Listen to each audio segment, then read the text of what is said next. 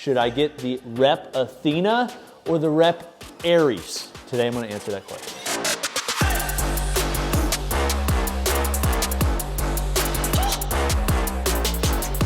I do not like the low row feature on the Achilles, and I'm not the only one. Welcome, my friends, to another episode of Garage Gym Reviews. I'm Coop, and today we are talking about a comparison between two of the most hyped cable machines in the past year. We have reviewed both of these individually in a lot of depth, but one thing I haven't done is compared them directly. The Rep Athena really gives the Achilles a run for its money, and maybe better than the Rep Achilles. But before I get into it, Rep sent both of these free of charge so we could review them, but not just review them, but give you my honest take. In addition to that, Rep gives us a commission if you use the links below the like button. It supports us. If you'd like to support the work that we do at GGR, which I think is some of the best in the world in relation to home gym fitness reviews, then hit those links below the like button because Rep will pay us a small commission that doesn't affect how much you pay. Before this video starts, would you get the Rep Achilles or would you get the Rep Athena? I've gone into more detail in other videos. This one will be more of a summary, so if you want specific details on them, a lot of details, you can go check those out, but let's get into it. Rep, at least over the past year in the home gym strength category, has really been the king of innovation. First off, I want to talk about the appearance between the two. These use the same design aesthetic that Rep is going for throughout their entire line, which means the glossy powder coat with the nice little sparkle in there. They're using different design language like the equalizer plates, hex cutouts on the trolley system. Just everything about it, the fit and finish, the laser cut logos with no stickers except on the weight stacks. Everything about it feels very premium. That's kind of what this is going towards. Now, the Athena is really designed in just the Athena as a functional trainer. Achilles is a functional trainer plus a lat pull down and low row. The thing is, if you're gonna buy the Athena, I think most people are going to buy the center mount lat pull down as well. So the reality is I'm gonna kind of compare the Athena with the center mount lat pull down in terms of the value and price and versatility and all that to the Achilles. I think that's a better way to compare them. The Athena and the Achilles, when we're talking about functional trainer wise, they feel very similar.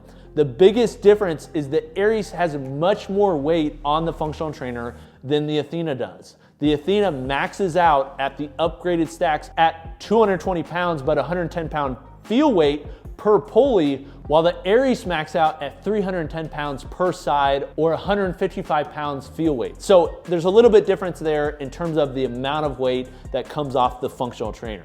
The Achilles is heavier and it's using the same stacks as the lat pull down. The lat pull down and low row is using a 2-to-1 ratio, but because you combine the pulleys into two, it kind of turns into a 1-to-1 because you're using both stacks. That has a 620 pound total. So it's just like the amount of weight on the Achilles just isn't comparable for the Athena. But here's where I really think the rubber meets the road is most people don't need the amount of weight that's on the Achilles. The real reason that they had that much weight is not so they would have such heavy functional trainer, but so that they would have really heavy low row and lat pull down. And it was just like another benefit to using those weight stacks on the functional trainer. The max weight on most commercial functional trainers is still only 75 or even up to 100 pounds. The fact that these go even higher than that at a 2-to-1 ratio is awesome and is way more weight than anybody will need. Now, when looking at both of these options and you're looking for more affordable, the Athena is obviously more affordable. You can buy them on one side instead of you having to buy just the full stack that sits in the middle for the Achilles, but you can also get a plate loaded option or a weight stack option. The weight stack option I definitely prefer. It's smoother, it feels better. The plate loaded option though is much cheaper and can go heavy up to 540 pounds.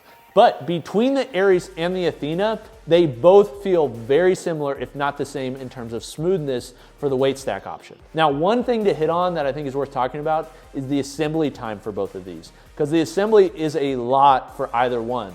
Sam says generally they're a pretty equal time in terms of putting them together. The reason the Athena took him less time is because he had already done it, and they're very similar between them in putting them together. If you're just putting the functional trainers on the side versus the Achilles, that's the functional trainers plus the lat pull down and the low row, the Achilles is going to take much more time simply because there's a lot more componentry. Now, in terms of the footprint, The Ares and Athena are pretty similar overall, although there are some differences. Both of these can work on the PR4000 or the 5000 series. So whether you have a 1-inch hole rack with 3x3 11 gauge uprights, or you have a 5/8 hole rack with 3x3 11 gauge uprights, they're going to both work on those racks. On the sides and front and top and bottom of the rack are pretty similar between the Athena and the Ares. The difference is on the back of the rack.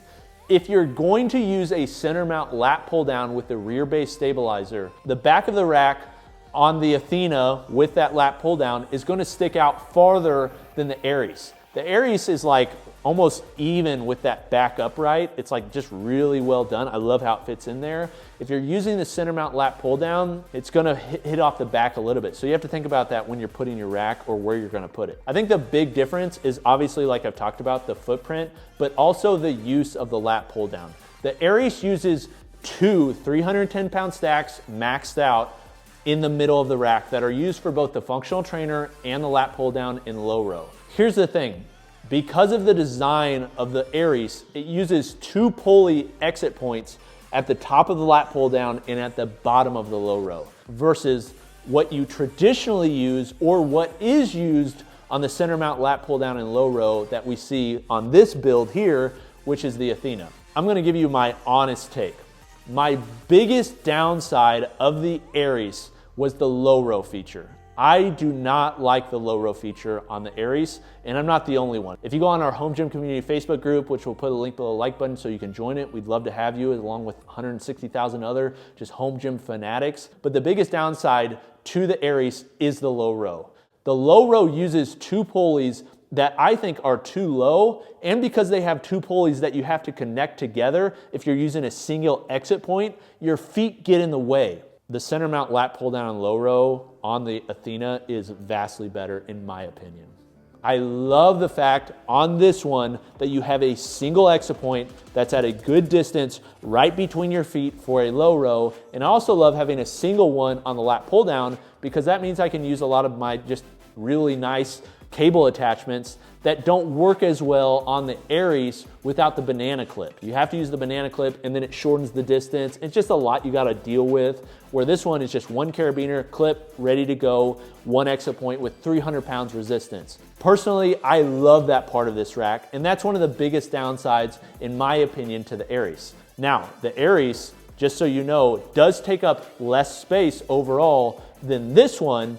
However, this one, due to the new rear base stabilizer, pushes it far enough back that you can use an incline bench with this lat pull down, whereas with the Ares, you really can't. Now, I've kind of covered all the different things you can do with it, some of the pros and cons. I want to get into the value because that's really what matters. There is differences between them and it can get very confusing. I mean, there's just a lot you can do here, and I love that you can individually define what you want the rack to be. The Athena, as Rep says on their website, is technically a more affordable option than the Rep Ares, but it's more affordable because it doesn't have a lat pull down in low row. So overall, I'll say this, the Athena can be more affordable than the Ares, even with the lat pull down, because what you can do is you could get plate loaded functional trainers on either side, and you could get a plate loaded center mount lat pull down in low row. So you could do that. Another option would be you could get a single side, or you could get weight stacks for the Athena and a plate loaded center, or you could get plate loaded outsides and a weight stack center, or you could get weight stacks on one side, plate load on another, and weight stacks. See what I'm saying? It's just like, there's just a lot of options. So generally you could come up with a combination that was cheaper than the Ares, because the Ares only comes in one option, and that is the creme de la gym option. Unless you want the creme de la ultra gym option, which has extra weight on the stacks. So all that said, the pricing I want to give is the comparison, the apples to apples comparison between somewhat similar weight on the Ares and somewhat similar weight on the Athena and the lat pull down low row that Rep has.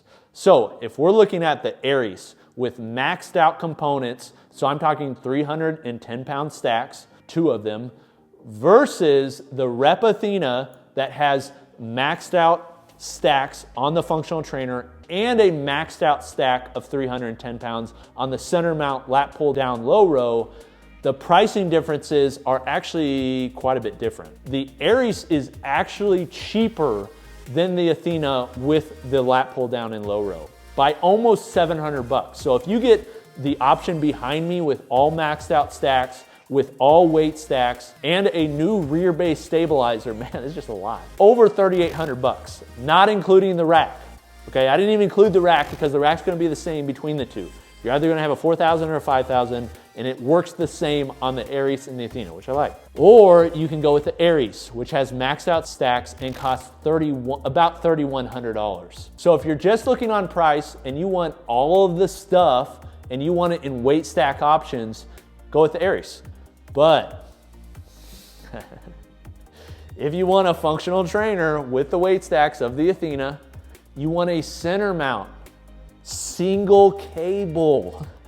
It's very nice. Lat pull down and low row with the diamond plate. If you want that option, you're gonna pay 3,800 bucks. If you're like, Coop, what would you do? Here's what I would do. I like the rear base stabilizer, so you can put an incline bench in there. I didn't really feel like this with the Aries, but it is a little bit more cramped than this one here. Like the center mount lat pull down, like you can get under there a squat or whatever. It just feels like a little bit more space.